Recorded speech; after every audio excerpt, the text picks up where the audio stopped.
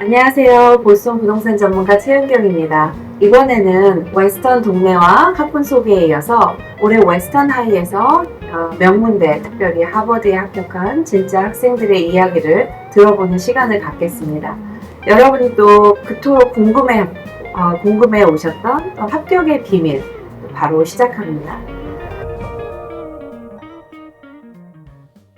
To start off, could you please introduce yourself briefly? My name is Fred, and I'll be attending Harvard University in the fall. My intended major is economics, and I'm very interested in the stock market, which is why I decided to pursue economics as a whole.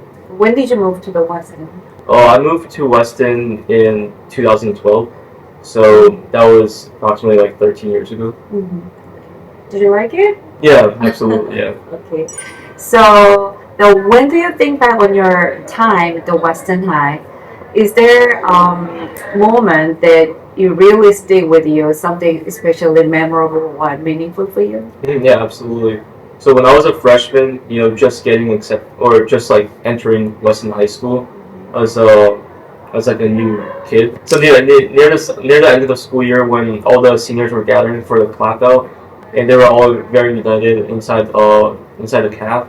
They were all grouped up together, and they were counting down from 10. And I would say that was very memorable to me because as a freshman, when I was looking at all the seniors just gathered up together, I thought, Weston is a small, very united town, and that just made me very happy. So every school has its own vibe. How would you like to describe the atmosphere or culture at the Weston High? Yeah, I would say the atmosphere or culture at Weston High School it's very small, and since Weston is a small town, you get to know like the teachers and like staff very, very well. And I would say Weston has a ton of resources. If you look at schools from other regions, like in Massachusetts or any other states, some schools don't even provide AP classes or IB ones.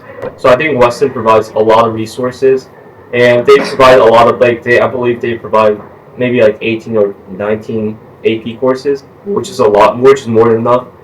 And like last year, 8 kids got into Harvard alone. So that was like 5% of last year's class went to Harvard. Unbelievable. Yeah, it's unbelievable. That's crazy. So did you have any favorite class or memorable project or maybe teacher or mentor who made a big differences in your high school journey? Yeah, I would say there were 2 mentors that I had in high school that were very, very specific and special to me. So one of them is Mr. Finnegan. He was a health teacher. I would say he's the first teacher to really preach gratitude, and I started practicing gratitude every day in my life. And I'll say Mr. Townsend, although he's just a guidance counselor, like he helped me so much through the hardships that I endured. Like I would say in the 11th grade, because I had a lot of like bad experiences in 11th grade. He helped me get through all of them. And now that the graduation is just around the corner, then what do you think that you will miss the most about the Weston High School? I think 100% the community. Weston is such a small town, and you get to know everyone. We all just like begin to unite with one another, and then we really speak and interact. And I think that's like crucial for communication. What was the main reason you chose this particular Harvard University? What drew you to it? I would say Harvard.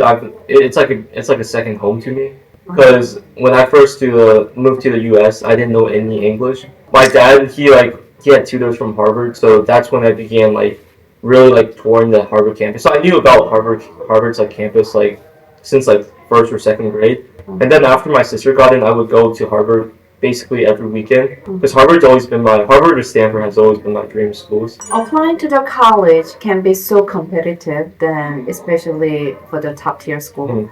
How did you approach the academic side of the application process? I'll say for GPA is important, but yeah, I would say SATs. GPA is like the baseline, and I would say SAT. In order to prepare for the SAT, you just need to grind. For me, I took it in the summer, so I was very fortunate to have the time to really spend, and that's what allowed me to get a really high score on the SAT. I just continuously did practice. May I ask, what was your score? It was 1560. Oh, okay, of course. Okay. All right. Tell me about the teacher who wrote your recommendation letter. Then, how did you choose them, and what was your approach when asking for their support? Yeah, so when I was approaching my teachers for recommendation letters, I made sure they were related. I made sure to pick teachers that were related to my major and that I got along with really well. So I chose my history teacher and my finance teacher because my finance teacher, like, I knew both of them would write incredibly personal recommendation letters. And we all know it's just not just about the grade when it comes to getting into this top tier school. So was there any particular the extracurricular activity or project that you think really made a differences in your application, and how did you work to achieve the success in there? Yeah, so one extracurricular activity that I did, I think really made a difference because I wrote about it in some of my essays, especially my Georgetown Harvard essays, was establishing voter registration drives in 2 different states.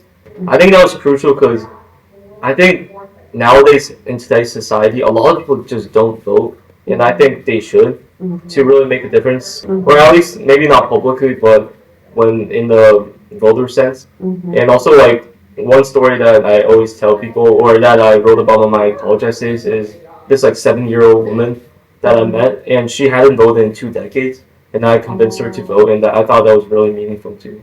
When you heard the first time news that you were accepted, how did you feel, and what went through your mind in that moment?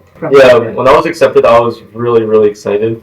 So when I was accepted, they also, because they were right next to me, so they also all jumped up like screaming. They've spent so much time and resources just helping me. Yeah, I'm very grateful. Yeah.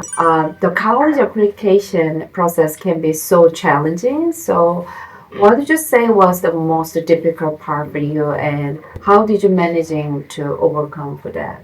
I would say it's definitely the essays section. Because the essay section, when you're generating ideas and you're trying to generate unique ideas that haven't been used by other people, like I know a lot of people who write about sports injuries or like a lot of these like very bland topics, but in order to like really attract admission officers, you have to be writing unique stories, and that's hard to generate in like today's society.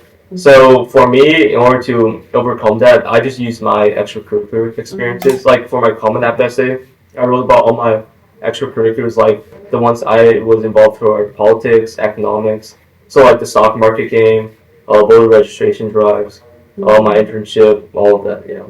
So if you could give us some word of the encouragement or advice to the student who are aiming for the Ivy League or top tier school, what did you say? I would say focus on extracurriculars.